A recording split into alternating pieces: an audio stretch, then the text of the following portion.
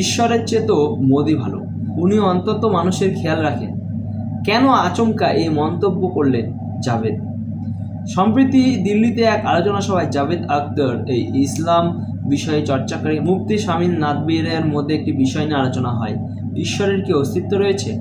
প্রধানমন্ত্রী নরেন্দ্র মোদীর প্রশংসা করলেন জাভেদ আখতার, দাবি করলেন ভগবানের চেয়ে মোদী অনেক ভালো। এক আলোচনা সভায় গীতিকারের এমন দাবি শুনে অবাক দর্শক।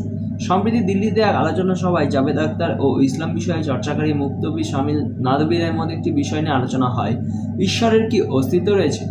এই নিয়ে দুইজনের মধ্যে তর্ক হয়।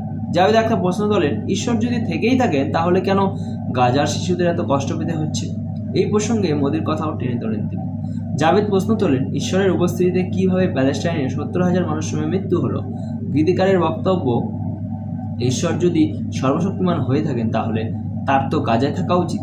আপনি নিশ্চয় দেখেছেন শিশুদের ওপর কী রকম অত্যাচার হয়েছে, তারপরেও চাইছেন আমি ঈশ্বরে বিশ্বাস করি? এর চেয়ে তো আমাদের প্রধানমন্ত্রী অনেক ভালো, উনি অন্তত আমাদের খেয়াল তো রাখেন। জাভেদের এই মন্তব্য শুনে অনেকেই অবাক হয়ে যান, কারণ পদ্মশিবিরের বিরোধী হিসেবে তিনি পরিচিত, তাই তার মুখে মোদির গুণগান গাবে জাভেদ ঠিকই বলেছে। এই আলোচনা সভায় দুই পক্ষই সমানভাবে মতামত জানান, যার ফলে জাভেদ ও মুফতি শামীমের মধ্যে টানা 2 ঘন্টা এই বিতর্ক চলতে থাকে।